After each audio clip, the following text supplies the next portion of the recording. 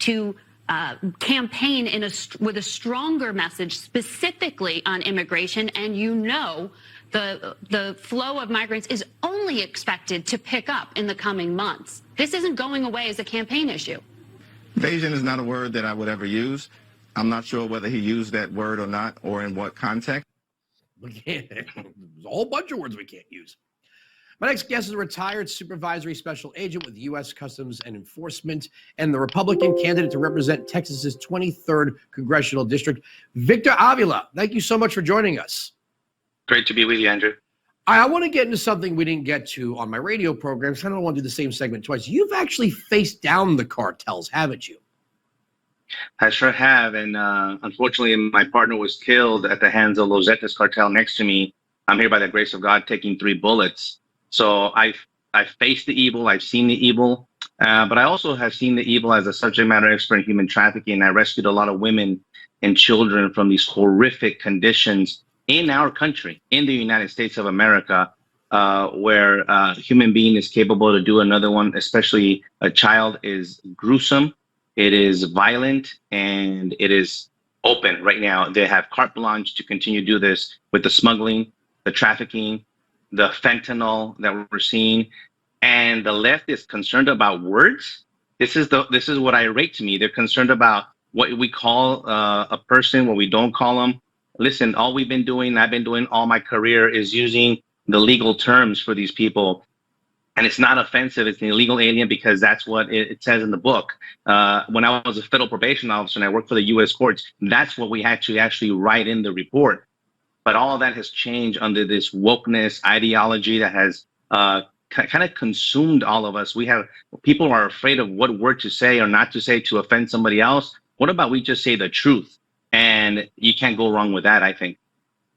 Talk to me about the documentary you're producing. You're producing it with Salem Media Group, right? We're Salem News Channel, and with Vets for Trump. Talk to me about the documentary. Well, it has the word invasion. It's border invasion, an American crisis, because it is an invasion and it is a crisis. You can't use that word. Oh, hold on. Hakeem Jeffrey. Wait. Hakeem Jeffrey says we don't use that word. So how dare we put it on the title of the documentary, right? Yeah.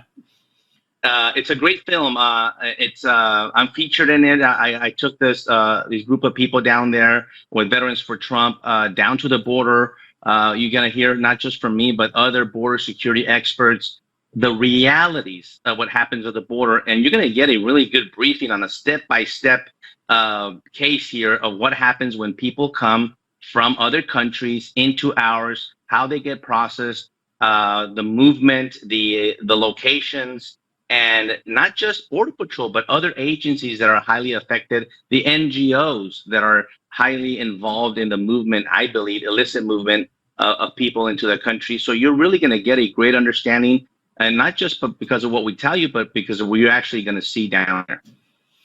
Let me ask what I think is a rhetorical question. I just had Charles Marino on the program, who was a Secret Service agent, DHS advisor. We were talking about terrorist organizations. Have the cartels put down anchors in the United States? Because they've overwhelmed Mexican law enforcement. We see the fight now in El Salvador, where they are using the military to root out these criminal gangs. Are they putting their anchors down in the United States to overwhelm U.S. law enforcement? Yes. The answer is yes. It's clearly yes. You notice I didn't hesitate. I worked in Mexico and interviewed a lot of these people that in DHS, we consider them, we call them SIA, special interest aliens, that come from Bangladesh, Syria, Yemen, Middle East, all these countries that have been in Mexico. This is nothing new to me. The difference is that we had enforcement back there, and we were actually investigating them and stopping them as much as we could for them to enter our country. That part is gone. It doesn't exist now. The part that's not gone is that they're still in Mexico and using that country as a springboard to into ours. And we know this. We're not making this up, because we've caught over 500 of them at our southern border on the terror watch list. As a matter of fact, we've caught some and released them. And then we realized that we released them, and we had to go back and get them a couple of weeks later, one in Tampa, Florida. And it's happened several times because Border Patrol has been overwhelmed and been stripped of their scope of duties, of their actual authority. And even though we have the checks, even though we have the computer system and databases that we identify some of these individuals, because of the chaos and the sheer numbers of people coming over, we've even had those that have been identified fall through the cracks. So it's a big national security issue. It's a big public safety issue, because the last thing we want is, and that's why we're doing this. And I thank you for bringing this awareness, because we don't need another attack to bring our country together. We shouldn't need another violent act in this country or another illegal alien to kill an American for us to wake up and say the threat is imminent. How do these big city police chiefs sit there with Joe Biden and we just pretend that foreign gang violence isn't making its way into our major cities? I got about a minute and a half.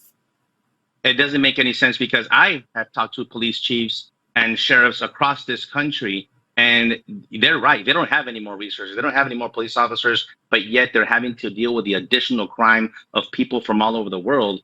And they have their hands are thrown up in the air and say, Victor, we don't know what else to do other than we know that the people are going to suffer. There's going to be less public safety in your neighborhoods.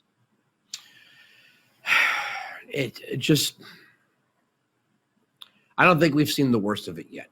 When you look at a nation like Mexico, seemingly unable, we're not talking about these tiny little countries. We're talking about a big nation with a military that can't seem to rein in these cartels. It just seems like the worst is yet to come. Thank you so much for joining us. Thanks for having me. All right. Again, we're not going to bother you with